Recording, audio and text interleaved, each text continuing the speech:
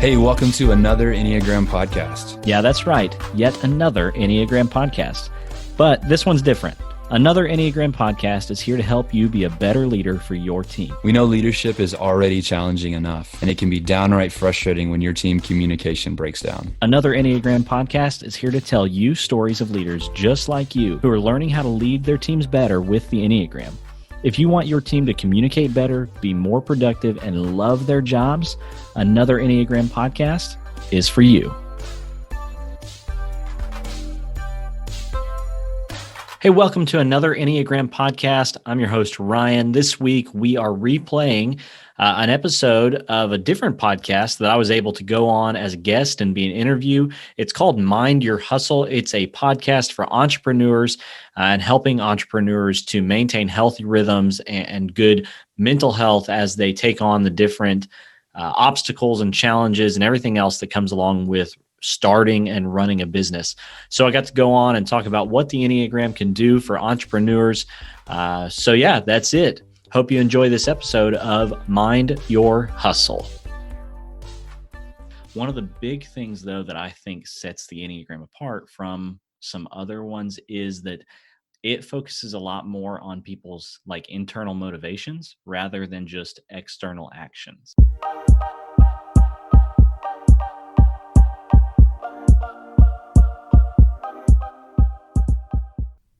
Hey hustlers, I'm Michelle and welcome back to Mind Your Hustle, a podcast series where I interview entrepreneurs about their journey, struggles, and secrets to success. Today we're talking to Ryan Mayfield, a team consultant and Enneagram coach at Evergreen. Hey Ryan, thanks for joining us on Mind Your Hustle. I'm super excited to dig into the Enneagram today with you. Yeah, excited to be here. Awesome. So why don't we start with you introducing yourself and telling us how you got into the Enneagram in the first place? Yeah, so my name is Ryan Mayfield. I run a team consultation business using the Enneagram. For me, though, it was, I don't know if it's a non-traditional path or how you would classify it exactly, but I have been on a lot of different teams where, and a lot of people I think will identify with this.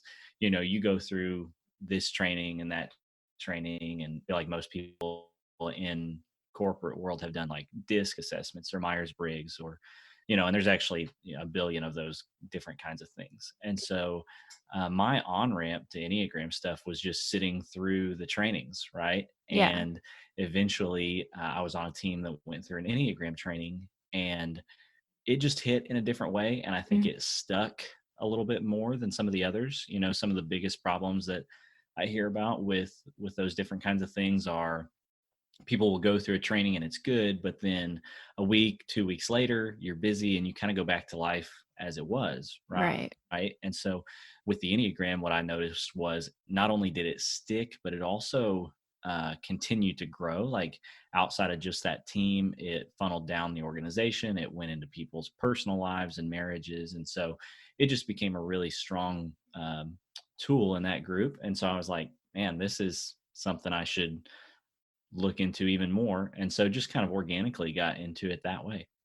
Awesome. So can you tell us a little bit more about why the Enneagram is just such a well-rounded personality test or yeah. For sure. So, I think there's a lot of good personality assessments out there. I mentioned a couple of really popular ones already. One of the big things, though, that I think sets the Enneagram apart from some other ones is that it focuses a lot more on people's internal motivations rather than just Okay. external actions. Got it. I have heard someone else describe it the same way. And I think that's really interesting, like going more from internal motivations rather than external factors. Um, so I do think in my experience, the other tests that I've taken for work specifically, um, they're testing you based off your reactions to, like I just said, external factors, external variables, and how you'd react, versus this is more of an internal, like, motivation kind of thing. Right. Right. Okay, cool. Yeah. And I'm just wondering, why is there such a strong tie between the Enneagram and religion? I've definitely seen a lot of that, but I've also seen the opposite where there's been some pushback from religious groups. I Okay. do think that the Enneagram, just in its history, has been carried through a lot of religious groups. Mhm. The biggest one probably is like the Jesuit order kind Mhm. of preserved it for a long time and used it to help care for people, honestly. And so I think that could be a big part of why different religious groups might be, attracted to it, is that it does really focus on people as individuals with individual needs. And Right. so if you're part of a religious group who values highly caring for individuals, then Mhm. it's a really helpful tool for that. Got it, got it. And I think I mean, some of us might not want to admit, but we all enjoy learning more about ourselves. Oh And yeah. yeah, so even just finding out about the Enneagram a while back, I was like, oh, another personality test. Like, yes, I get to learn more about Right. myself. But it's really about personal development, not just like categorizing yourself correct. It's like understanding yourself even better and getting to know yourself and what pushes you to do certain things and just your natural well, let me ask you, can your Enneagram type change throughout the years, or is it just something that you always have? So most like popular Enneagram teachers and even psychologists, this is where some of this kind of all Mhm, comes together in agreement, is that your personality is obviously being formed for quite a while as you're growing up, but at least in our modern day Western culture, mhm. most of them would agree that your personality kind of settles somewhere around age 20. Okay. And that's not like a hard number, but it is on average about where most people kind of come into their own. They're Mhm, figuring out who they are. For most people, it's the first time they're out from underneath, their parents' mhm, guidance and supervision. But at that point in time, you haven't quite learned how to keep yourself in check yet. And so, I mhm. mean, as everybody knows, 20-year-olds are the smartest age group and Yeah. know everything. Yes, of And course. and so 20 is about the age when it seems like most people are most fully their personalities, Mhm. um, but most unchecked in that. Now, Okay. beyond that age, it typically doesn't change, and you'll find different people with different opinions about this. Right. But what I generally teach is that no, your Enneagram number doesn't change past then, with the little asterisks of like major traumatic events. And Right. I mean things like post traumatic stress disorder and, Mhm. big things like that. So, unless something huge like that happens to shift someone's personality, then no, your core type does not change. Got it, got it. And, so I know you briefly described how you got into the Enneagram. Can you tell us a bit about the history of the Enneagram, how that really started? Um, just a brief summary of where it really came from? Sure. Well, again, you're getting into places where you're going to hear different stories. So Right. it's not super clear on where it started, although we do know it is very, very old. So you can find lots of evidence of much older civilizations, especially in like the Middle East, Mhm, using an early form of the Enneagram mm, to, again, help people guide other people and care for them and counsel them. And so some people will tell you there's ancient Christian communities, some will say some ancient Muslim communities. mhm, But from there, it spread out to some different places in Europe and South America, and eventually made its way into the Jesuit order of priests, like I was saying before. And really interesting with them is it was actually, quote unquote, secret knowledge that they mhm. weren't really supposed to share with people Oh. because they were afraid of how it could be used and, Mm. didn't want it to turn into a 5-minute Facebook quiz. Uh, Yeah.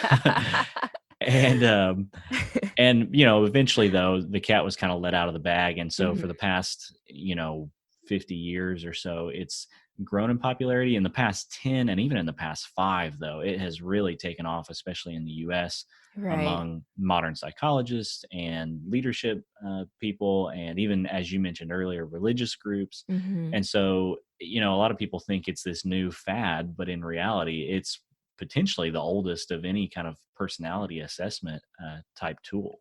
Right, and that's something that I can kind of feel just by looking at the Enneagram, is it chart table? Mm. Just the way it's structured, you don't really see this, and it looks not dated, but it looks like it goes back like quite far back, Right, just by right. the way it's drawn and how it connects. Like if you haven't seen the Enneagram, I'm sorry, is it table or chart? Um, Diagram, whatever. Diagram.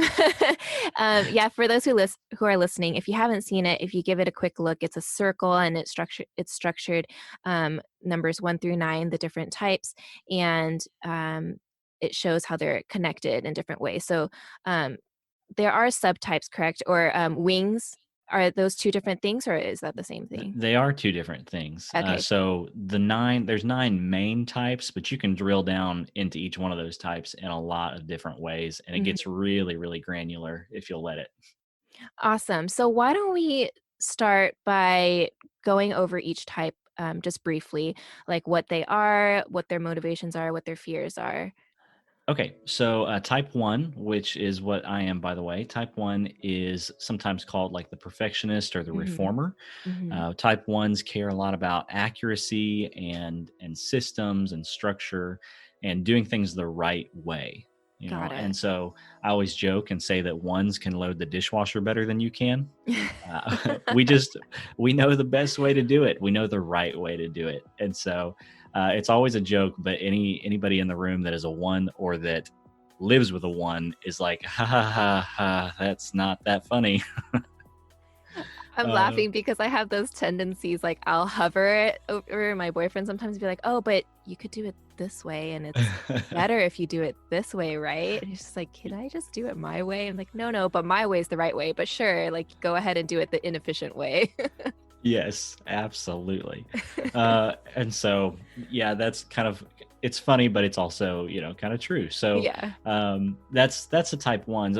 What else? What am I missing? Do you have any questions about type ones before I go to the next one? Yeah, so what are their insecurities? What do they fear? Yeah. So ones are really big on morality Mhm. typically, and what I fear, probably the best way to say it is that people would think that I'm not inherently good, Mm, mhm, right? That if I make a mistake or do something that harms someone else or that they take in a harmful way, that mhm. they might think that at my core, I'm not loving, I don't care, I'm not a good person. Or you have like an ulterior motive or something. Right. Okay. Absolutely. Okay. And just based off of the description that you've given so far, do you find that a lot of leaders and CEOs are type ones?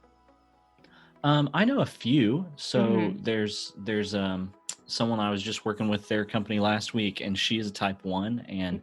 and she runs a children's consignment like Oh, franchise. I okay. think they've got about 100 different stores, Mhm. and so she's a very seasoned and like high level leader that I respect a ton. Who's an Enneagram one.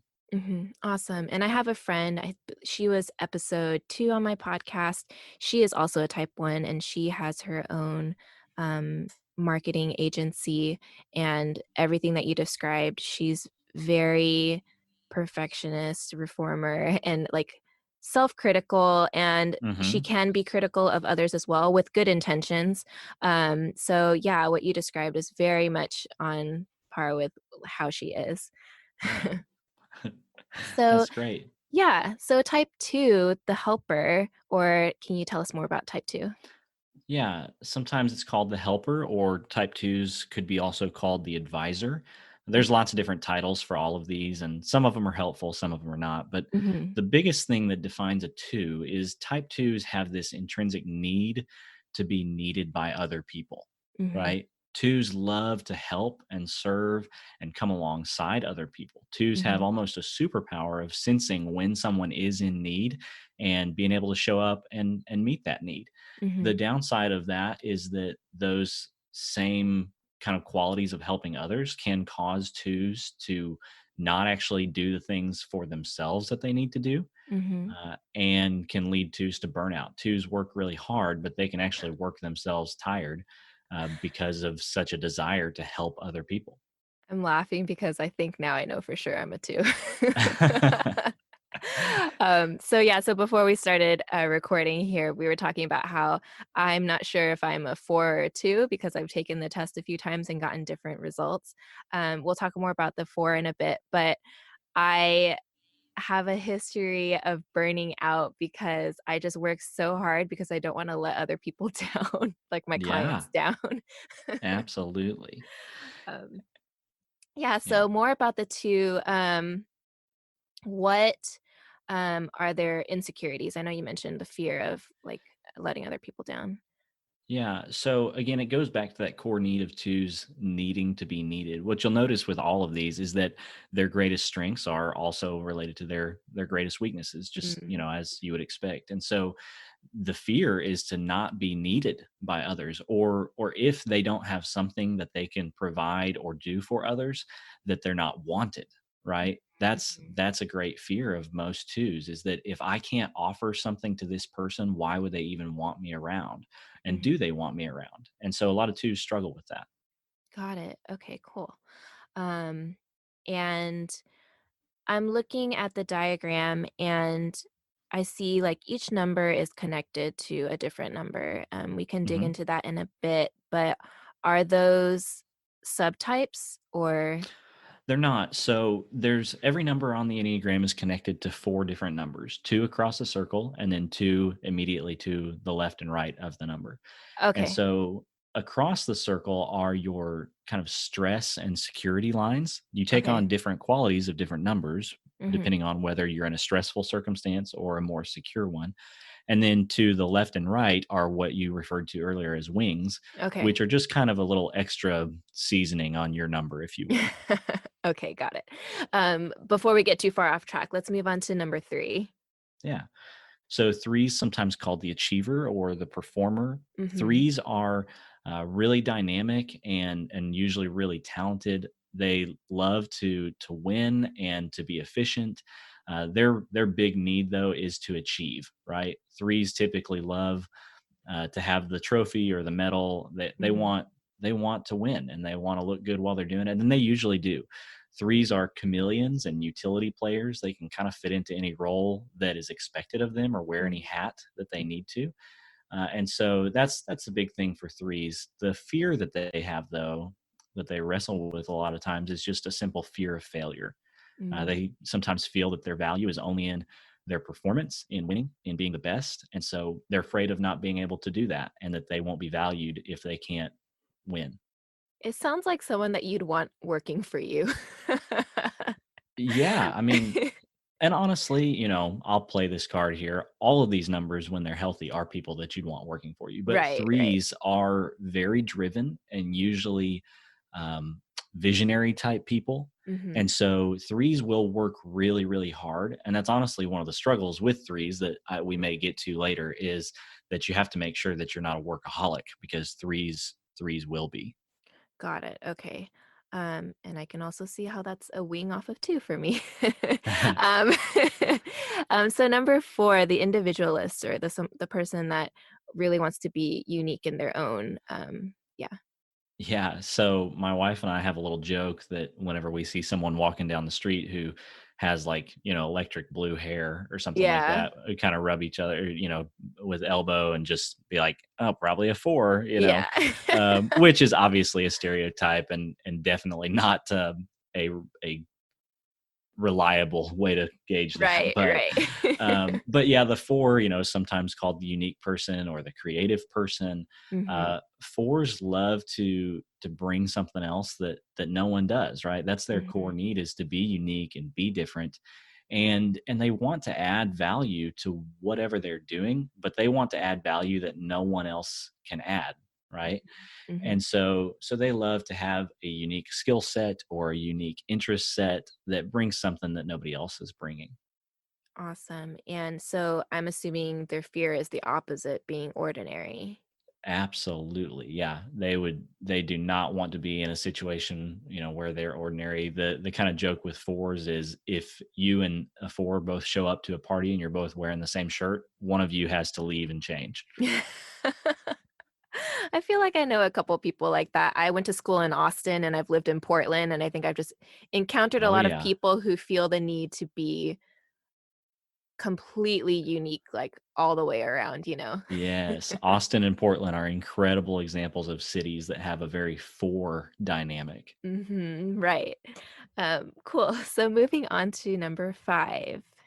Yeah. So fives are sometimes called the researcher or the wise person. Fives Mhm. are usually just a well of information, and they're just sponges, right? They just soak Mhm. up knowledge all around them. And what's really funny kind of about a five is, a five will just use a phrase in normal conversation that's like way over everybody else's heads. Mhm. And like I know a guy who I'm pretty sure is a five, and I've heard him probably 4 or 5 times now in normal casual conversation drop the phrase parasympathetic nervous system.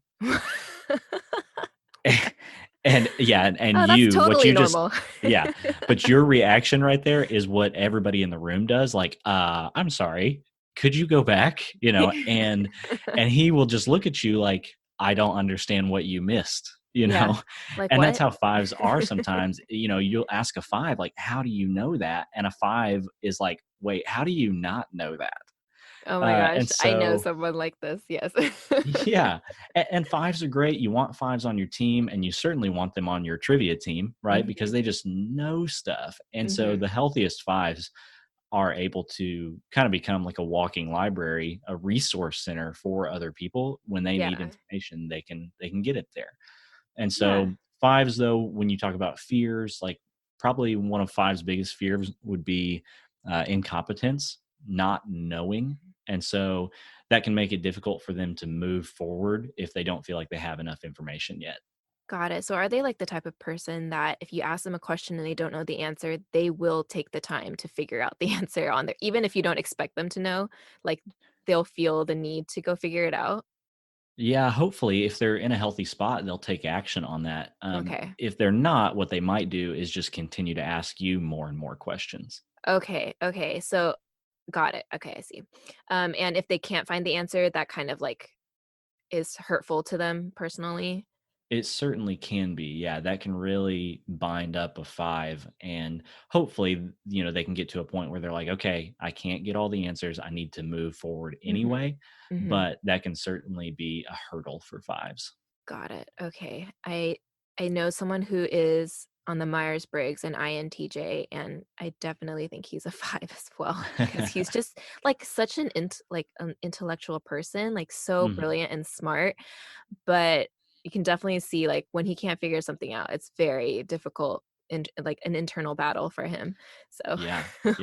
Yeah. I did an Enneagram training a few months ago, and there Mhm. was a guy that was a five there who was really skeptical the whole time. And then he eventually bought in. And at the end of it, he came up and told me that he was really skeptical, but he had spent the night before uh, 3 hours researching it because he knew the Wow. training was coming. I'm like, yeah, bro, you're definitely a five. Come on. Everyone else is like, "Oh, I can't wait to learn." He's like, "But let me study first." Yeah. Yeah. And he did. He did. Okay, cool. And number 6, I'm looking at this diagram and it says the loyalist. Yeah, so the loyalist is a really great title for sixes. Sixes have this need to be safe and secure, right? But not just for themselves. Most sixes are also really concerned with everybody else's safety and security. Okay. And probably the biggest telltale sign of a six is most sixes tend to think in terms of worst case scenario, right? So, for Mhm. example, my wife is a six, and we'll be driving somewhere and go over a bridge, and I've literally heard her ask the question, what would we do if we accidentally drove off into the water, right? Or do you ever think about what would happen if we accidentally, and I'm like, no, Mhm. I don't ever think about that. What are you talking about? um but sixes a lot of times think that way, and it's funny whenever a 1-6 realizes that somebody else is a six and that they both think that way, and it's just this like watershed moment of, oh my Mhm. goodness, I'm not the only one that thinks this way. And Mhm. that sounds crazy, but there's people out there who I want to have already thought through the worst case scenario before it happens, right? Like, I Right. always say I don't want firefighters showing up to my house on fire being like, I never thought about what to do in this situation. Yeah. And so what's really interesting with sixes is they might be anxious about some things whenever everything is calm and normal. Hmm. But when crap like hits the fan, Hmm. sixes are a lot of times the most calm people in the room because they've already thought about it, even though you and I are experiencing it for the first time. Interesting. And what is their fear? Is it being unprepared for the worst case scenario? Or is Uh, there something else? So, yeah, that's certainly part of it, that preparedness. But sixes struggle with anxiety typically. Mm, And anxiety is different than fear. right, Fear is, something tangible that's right in front of you that could harm you. Anxiety is the possibility of something that could right. harm you. The And so anticipation. right. And so it's more anxiety than it is fear for sixes. And so what most of them don't realize is that if they'll just let that continue, like if they'll think through the process, they're actually Mhm, more well prepared to counter that potential fear than they mhm. even realize. Um, s- Slight going off the road a little bit here is, do Yeah. you find that type sixes would be more inclined to have an anxiety disorder because of this? I don't think that only sixes struggle with anxiety, Right, right. but I do feel like sixes probably have an inordinate amount of anxiety. Mm-hmm. And part of that is probably environmental. I'm sure that there are Mm-hmm. Right. places and time periods where that's not the case. But in today's world, my goodness, like with the proliferation of social media and just Mm-hmm. instantaneous news updates, I mean, how could you not be anxious about that stuff? And so, yeah, I do think that there is something there. I've made the comment about sixes having potentially the most trouble falling asleep at night in different trainings I've done, Mm-hmm. and the sixes around the room will usually light up, and they're like, "Yes, that is 100% true." It's really funny because I think I was a six when I was a kid. I have this one very specific memory. I was in elementary school and they had firefighters come and tell us about fire safety and tell us about um, how to be prepared in case of a fire and think of Hmm. an exit route. And then I just became obsessed with things like that. It wasn't just that, but this is my specific memory. I lived in a two-story home, but it's like a very block, like a square home, like a dollhouse. Hmm. So there's Hmm. not really anywhere you can exit out the window besides going straight down. Um, so I just remember looking at my window and like planning how I would escape, and I couldn't sleep at night, and that's all I think about for, like, I don't remember how long, and Oh, this just makes me wow. think of that, and I was, Yeah. like, probably, like, 7 or 8, and it just consumed me, things like yeah, I Yeah. don't yeah. Last week I heard someone else tell a story about living in a two-story house and obsessing about their fire escape route, and they're a six. Interesting. Yeah. Yeah, I can see that in, like, I see that's loyalist, skeptic, and questioner. I would ask so many questions as a kid, just needing to know everything, but not just for the knowledge factor, it was more so I could plan around having that knowledge. Does that make sense? Absolutely makes sense. Yeah. Yeah, that's so interesting. I didn't realize that until, like, literally this moment that I might have been a 6 when I was a kid. That's Um, awesome. yeah, okay, cool. So, number 7.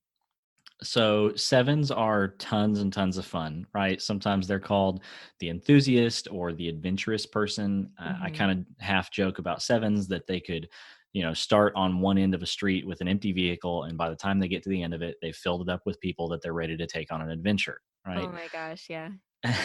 And so sevens just love the joyful fun side of life. Their big need though, and this is surprising to a lot of people, is that sevens have this core need to avoid pain or difficulty, right? Mm, mhm, And so sevens love the good side of life, but if there's something hard or challenging or painful, it's just easier to do something more fun instead, mhm. right? And Right. so, they're great to have around. They bring so much energy and spontaneity and joy and ideas and dreams, And so that part of a seven is great, but that big fear of difficult things can cause them to skip out on some things that maybe seem difficult or even boring. They'd Mm-hmm. rather do something else. And so yeah, that's kind of the deal with sevens. But man, I love sevens, and they're some of the numbers I'm most envious of because I am so different from them. Are they more carefree naturally too because of that adventurous side? A lot of times, and at least on the surface, I've had the Mm-hmm. pleasure of knowing some sevens pretty closely, Mm-hmm. and it's really pretty amazing when a seven can get to a point where they will open up about some insecurities or understand their own insecurities, because there's Mm-hmm. a lot more there than anybody would ever guess. Mm-hmm. The sevens that I know, people expect them to be, singing karaoke and dancing on top of tables and things. Mm-hmm. Mm-hmm. But in their kind of darker or slower moments, Mm-hmm. sevens can be really, really deep and introspective. They just don't normally let themselves get to that space. Interesting. So do they internalize a lot of the opposite of like how people perceive them? So internalize a lot of like the sadness or anything like that. They just Well, they try not to. They try Oh, to okay. push it down and distract themselves from it. It's only whenever Interesting. they're being very intentional about it do they get to that level. Otherwise, they're just trying to distract themselves from it. Mm-hmm. Okay, cool. And number 8, the challenger. Yeah, the challenger, or probably my favorite title for eight, is Mm-hmm. the advocate. The Uh, advocate. Okay. Yeah, eights are typically really strong-willed, not afraid of anything, climb any mountain, bust through any wall kind of people. And what they need, their kind of core need, is to challenge or to be against something or to be for something, right? Eights love a good fight, a good sparring match. Mm-hmm. But why I love the title the advocate is because eights are normally fighting on behalf of someone who can't fight for themselves, Mm-hmm. right? And so you see a lot of eights in kind of the nonprofit world because they are attracted to causes, like Mm-hmm. worthy causes. And an eight will have a reputation for maybe being hard or aggressive. But Mm-hmm. what most people don't know is that eights are always testing everyone else around them, right? They Mm-hmm. want to know, do you have a cause that you're willing to stand up for, Mm-hmm. right? What are you made of? And so eights come off sometimes as not caring when in fact the opposite is true. They care so deeply and so passionately about things, Mm-hmm. they'll just put everything they've got behind whatever the cause is that they care about. I'm laughing because I see that as connected to a 2, and I totally do some of those things, and I don't know if it's a good thing or a bad thing. Um, Yeah, cool. We'll dig into that in a second. And then the yeah. last type is type 9. Yeah, so you got type 9, who's sometimes called the mediator or the peacemaker. Mhm, And type 9s are just amazing. It's another of just my favorite numbers when I think through different people that I know. Type mhm, 9s have this incredible superpower of perspective. And it's um, no secret, and not anything that I made up. Other people will tell you this, that the 9 sits on top of the Enneagram diagram. And it's because they're perched in such a place where they can see everybody else's perspectives, mhm, right? And so, at least in my experience, nines a lot of times have the most trouble deciding what number they are, especially if they take some sort of an online assessment, because they understand everybody's viewpoint, right? And so, when you describe a 3, they're like, "Oh, I could see that." You describe a 5, they're like, "Oh, that makes sense too." And a 7, "Oh, I could get behind that too." And so, nines, though, make the most incredible kind of mediators mhm, and discussion leaders mhm, when they can get themselves to engage, mhm. because their biggest need is to avoid conflict. And Got so, it. if a 9 can overcome that fear of conflict, then they can bring people together better than any other number. And do you find that type 9s are typically empaths? Tell me more what you mean by that. So someone that identifies as an empath is someone who kind of is like an emotional sponge to those around them. They take on whatever other people are feeling without even knowing it. So like if someone in the room is feeling like anxious, they might be like, "Man, I'm feeling like extra anxious Mm, and I don't mm. know why because nothing is personally making them feel that way, but they're kind of absorbing that energy from someone else." Yeah. So I could certainly see that happening. Probably a little bit different way that I would put it is that nines are able to see whatever it is that other people are feeling or Mm-hmm. experiencing it and understand why they would be feeling or experiencing it. Got it. So Right. it's a more Yeah.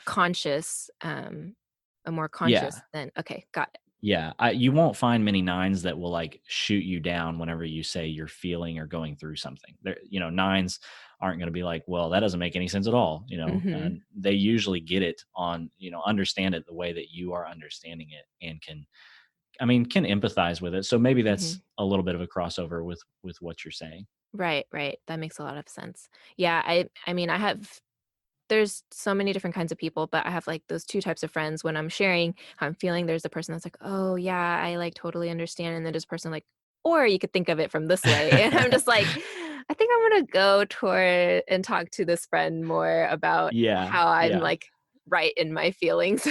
Yeah. Well, and that's like there's value in all those different people, right? Like it's Right, good to right, have someone that identifies with what you're feeling, but right. eventually you also need somebody who's going to kick you in the butt and help you actually It, do something about it, right, right? exactly. Right. So now that we've briefly covered each type, um, I don't think we have enough time to go into the wings and how they affect everything. But you did mention the wings are the numbers to the left and the right of your type. Hmm. And then you said that's like a little seasoning on top of your actual type. Yeah. How do you know? Can you explain that a bit more? Yeah, for sure. So, a lot of people, I've heard people say things like, well, I'm a, three with a two wing. And so today I'm being a two. And really, that's not how it works. Okay. Your core number is your core number, and that Hmm. doesn't change. Hmm. But you might add on top of it some of the traits of your wing, right? Hmm. And so for me, as an example, I am a one with a nine wing.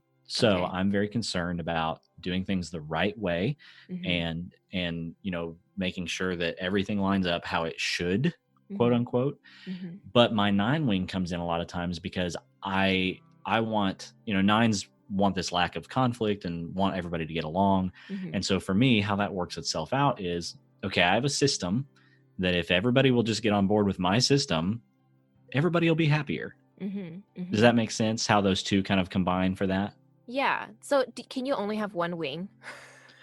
Again, you'll talk to different people who will tell you different things. Uh-huh. And you technically, the way I teach it, you technically have two wings, but one of them is dominant, right? And Okay. so I technically have a two wing, but whenever I take like an online Enneagram assessment, two is always my lowest score. And so Mm-hmm. for the two to show up in me is a very, very rare thing unless I'm just very intentional about it. Hmm. Now, a lot of people will tell you that somewhere in the middle of life, whatever that phrase means, you almost start switching wings Hmm. because wings tend to balance us out. And you'll Hmm. notice that there's a lot of the numbers on the Enneagram that are right next to each other have very different and almost opposite qualities. Hmm.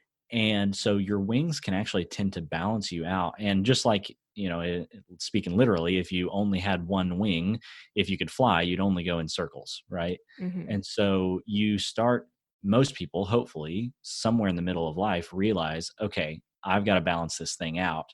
And Hmm. you start living into your non dominant wing and almost switch. And Hmm. so I tell people all the time that one of the best places to focus, if you want to focus on self development using the Enneagram, is Hmm. to look at your non-dominant wing and focus on growth in that area. Interesting. And is that something you can just figure out by like reflecting, or is there how do you figure out which is the dominant and non-dominant exactly?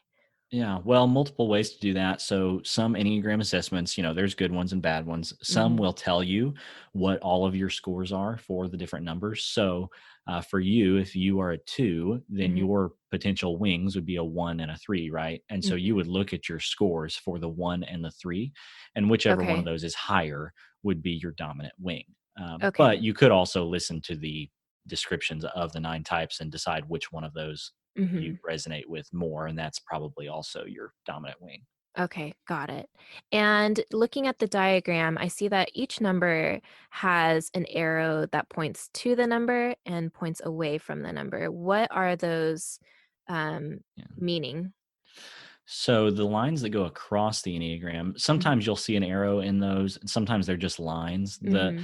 The arrows can be a little bit confusing because the Right. lines actually go both directions. Yeah. So so as a 2, for example, you are connected to the number 4 and the number 8. Mm-hmm. And what those mean, the line between 2 and 8 is what I'll call your stress line, and the number between 2 and 4 is what I'll call your security line. Okay.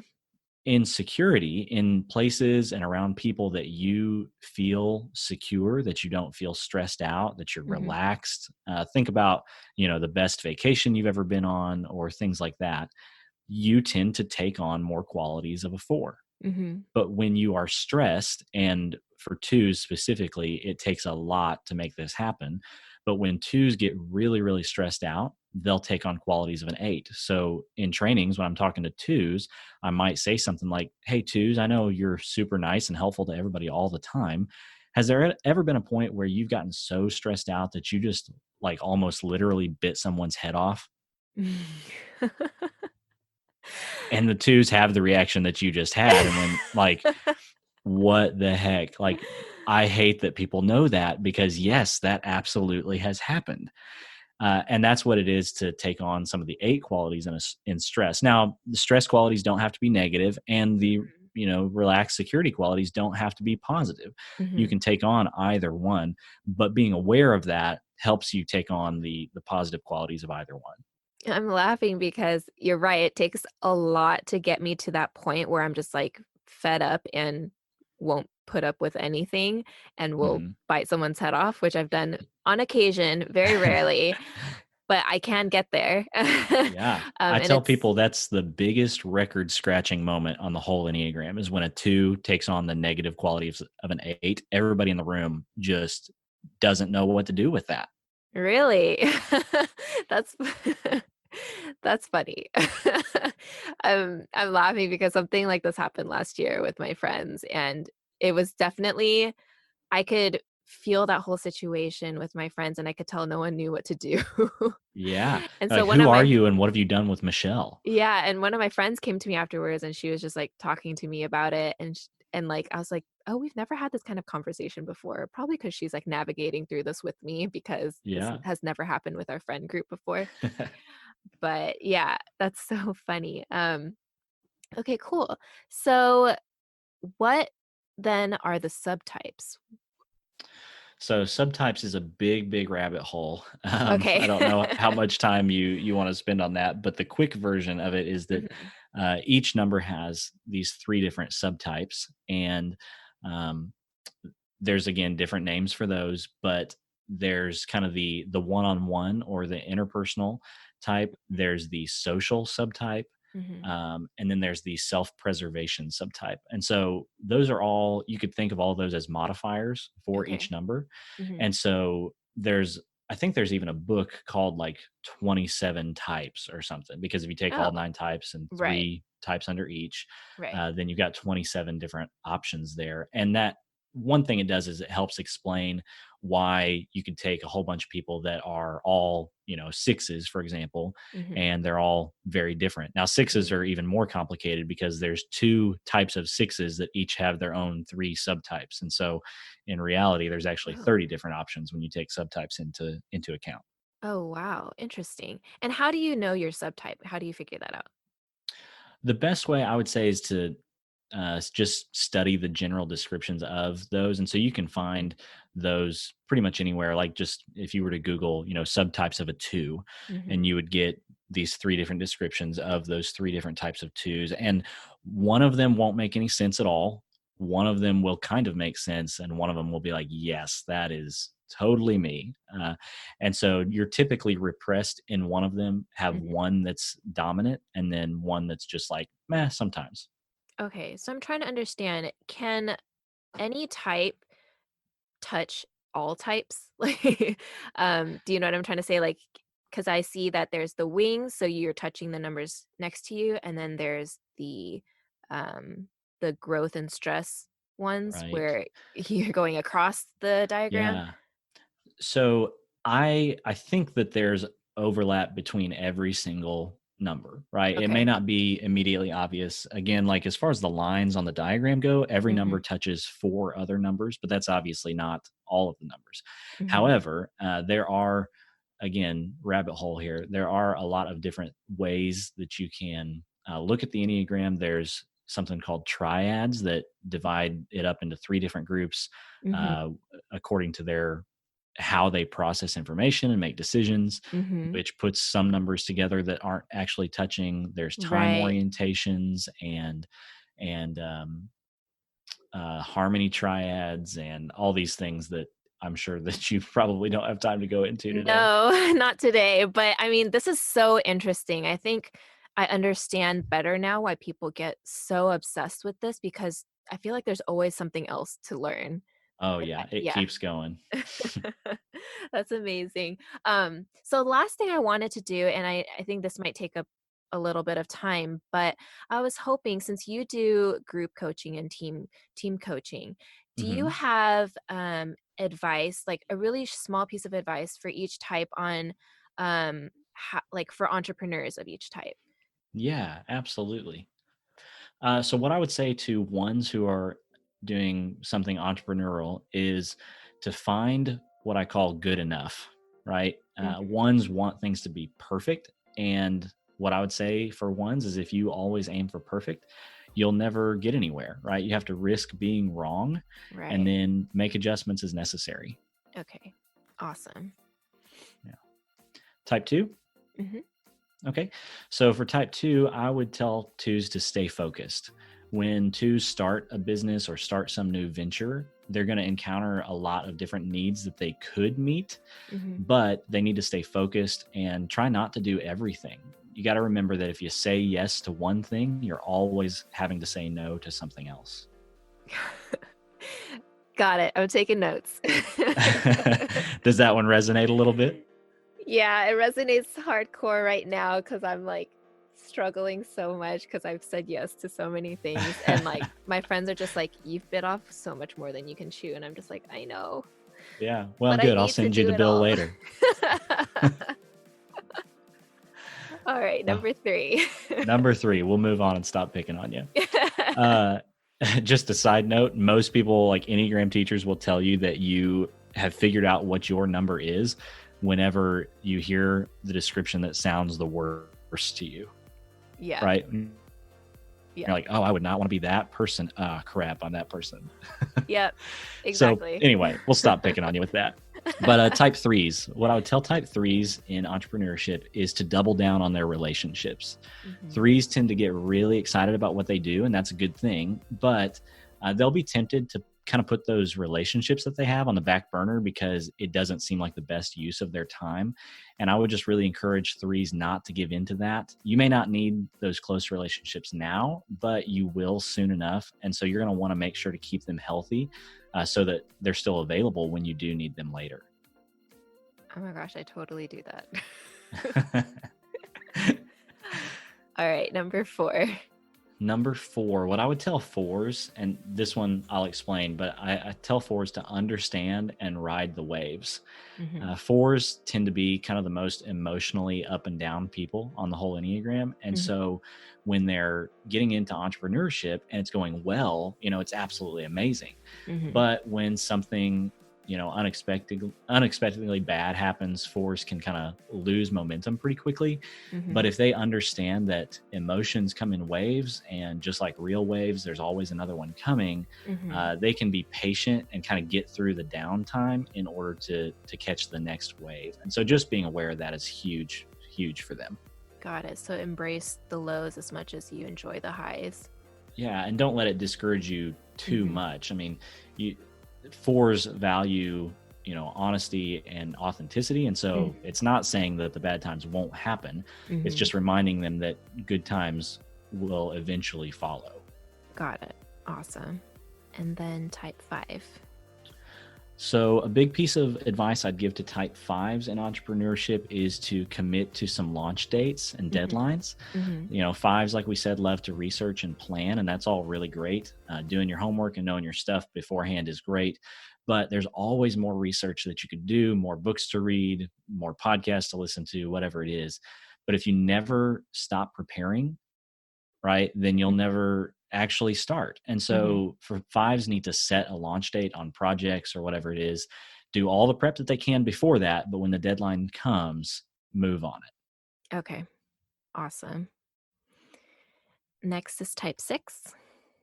So type sixes, I would tell them to use their anxiety as a starting point. Too often, when sixes get in that worst case scenario thinking, they get anxious and overwhelmed by something. Mm-hmm. And the problem is that that's where the process stops. Mm-hmm. But I would tell them, don't let anxiety be the end result. Instead, ask yourself, okay, I'm thinking through this worst case scenario. If this actually does happen, what would I do? And then write down what they would do, because what will happen is they will realize that they actually are better prepared for those things than what they thought they were. Mm-hmm. And they'll have, a little manual potentially of how to respond when those things happen, if they do happen. Yeah, that's good feedback. Awesome. And then number 7. Type sevens hate what I'm getting ready to say, but I tell them to do to do one boring thing every day. Oh Right? no. That just sounds like absolute torture to sevens. Mm-hmm. But entrepreneurship and starting new things is exciting, Yeah. and they love that part of it. But any entrepreneur that's done it for more than like 3 days knows that there's grunt work and menial tasks and boring things that come with that, right? Right. And what happens with sevens sometimes is they get so excited about the fun things and they just keep putting off the other things that they need to do, and Right. it piles up on them, and then uh, they're just not motivated to get through the pile that they have created for themselves. And so Mhm. I tell them to do at least one boring thing every day, partially to chip away at the list, but also to just get them in the habit of it. It's Mhm. almost like muscle memory. So when the time comes that they do actually have to spend more than a moment doing something boring or difficult, they're more used to it, and it's not such a shock to the system to have to change gears. Got it. Awesome. So do something to keep you grounded. You're not always like high in the Yeah. sky. Yeah. Yeah, pick one boring thing every day to do, even if it's taking the longest line at the grocery store. Oh my gosh. That's so funny. I don't think anyone would ever think to do that. It's a discipline. It's a discipline. Hmm. Cool. Number 8. So eights, I would tell eights to not let their passion control them. Okay. Eights, as we said, are usually really fiery and passionate, and they don't like being told what to do. But ironically, eights end up doing a lot more than what they need to do because they feel like if they don't do it, it won't get done or it won't get done right. And eights just tend to take on so many things that no one asked them to take on, and then Hmm. they will get overburdened and overworked and can become bitter towards other people by that. And so it's just really important for eights to understand, like, if you are going to be in control of what you're doing, then you need to be your own boss and set boundaries on yourself to make sure you're healthy and can sustain what you're doing so that you have a long-term impact, Hmm. not just making waves right here and right now. That's also me. I have a hard time saying no and setting boundaries because again, like I'm a 2 and I want to please people. So if someone asks me something and I'm just like, okay, I'll do it. Yeah. Yeah. Whereas eights are more like, oh, I'll just do it. Right. A Yeah. two is like, let me Oh, help you yeah, do yeah, that. yeah. And a two is like, I'll just do it. Right. And so they'll Yeah. end up taking on 20 different things that are not even their job because they just want to be the ones that do it. Yeah. Cool. And then finally, number 9. So type nines, this one's kind of fun. I would tell a nine to crowdsource their energy. Mhm. Right? Nines, because they are so like empathetic, to use the word you said earlier, Mhm. they can, I mean, that can take a toll, right? And Yeah. nines, it's funny, like nines probably enjoy naps more than any other number, right? Nines and fives, because the world can be so overstimulating almost. And Mhm. so what I would tell them is to kind of crowdsource that energy when they get tired or disengaged, especially when they're having to deal with a lot of conflict, which they hate. Mhm. um, I would tell them to find a source of inspiration from someone who is maybe decisive, or like someone they know, or a book that, talks about it, or a podcast or something, and get away for a time, depending on what it is. It could be an hour, a day, or a weekend, right? And spend time with whatever that source of inspiration is, and absorb that quality that they need to press forward, right? And so that's just a really good way for them to come back refreshed and refocused, is to kind of crowdsource whatever energy it is that they need in order to keep going. Awesome. I think that all of that was definitely very helpful, especially for any founders, CEOs, entrepreneurs, anyone who's listening, who's running their own thing or leading their own team. And yeah, so thank you so much for going through each type and providing some really great advice. Well, I think that's all the time we have for today. But Ryan, thank you so much for sharing all the insight and knowledge that you have, or not even all, just like a little grain of knowledge. I know it goes much deeper, and there's so much more we can talk about, like what relationships there are between the types and who works well with who and things like that. But Yeah. I think that I'm definitely hooked, and I'm sure some of the people that are listening are definitely interested in learning more. So thank you so much. And yeah, I really appreciate the time today. Absolutely. It's my pleasure.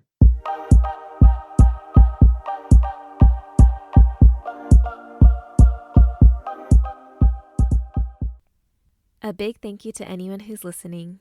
If you're looking for more information on Enneagram coaching, please contact Ryan at www.evergrnteams.com. We'll be back next week with another episode, and until then, stay safe, stay healthy, and mind your hustle.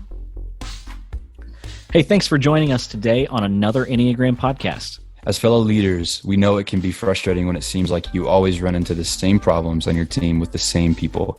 But leaders just like you are learning how to lead their teams better using the Enneagram, and you can too. So if you like what you heard today, we would love it if you would share this podcast on social media. And leave a rating or review wherever you listen to podcasts, preferably only good, reviews and ratings. That would be great. If you'd like to connect with us, you can find us on Instagram. We're at Another Enneagram, or head over to our website, anotherenneagram.com. Thanks for listening, and we'll see you on the next episode of Another Enneagram podcast.